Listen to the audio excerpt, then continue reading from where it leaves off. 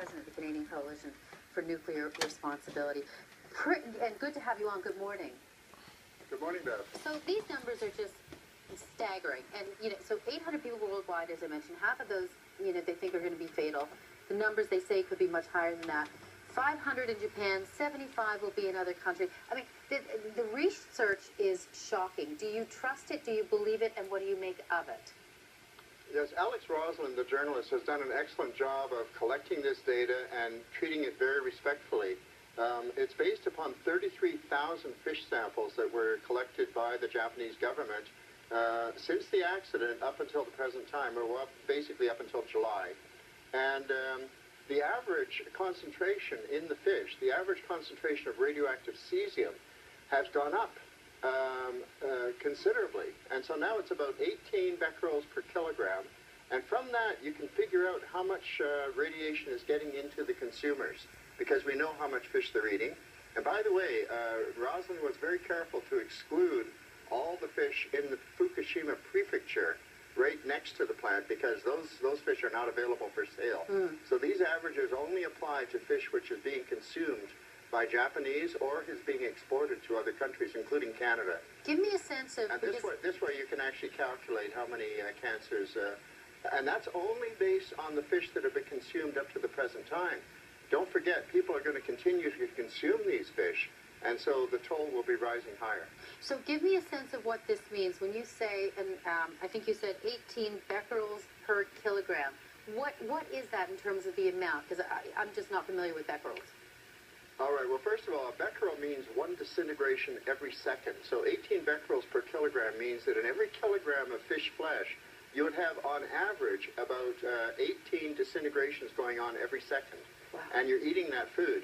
Now, the point is that radioactive cesium, which is the material we're talking about, doesn't exist in nature at all. The background level is 0. So this all comes from the Fukushima disaster.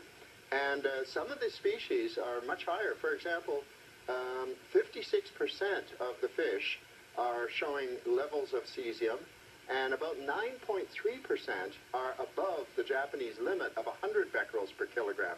So the variability is considerable.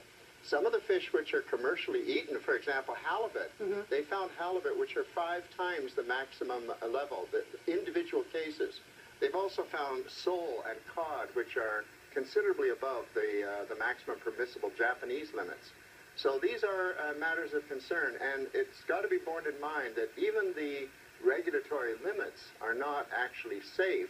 They're just a kind of an arbitrary guideline. Well, it's just like there's no such thing as a safe amount of cigarettes to smoke. Well, fair enough, and I'm glad you brought that up, because the CFIA, or the Canadian Food Inspection Agency, did present the newspaper this report, respond to it, saying they had tested several fish products and traces of radiation, but said those amounts, as you mentioned, are below the Health Canada action level.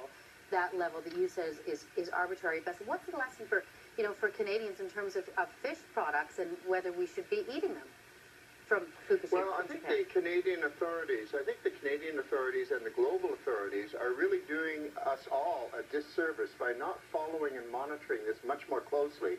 They're treating this as if it's a kind of a ho-hum situation, but in fact, it's a major event worldwide, and it should be studied very carefully, because that's the only way we're going to learn what the effects of this may be for the future.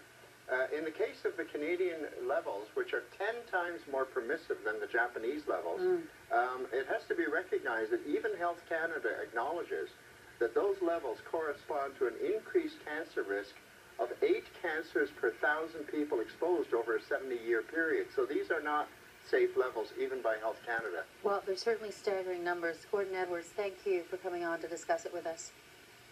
My pleasure. Coming up on the show in 15 minutes, what took place at New Orleans Memorial Medical Center during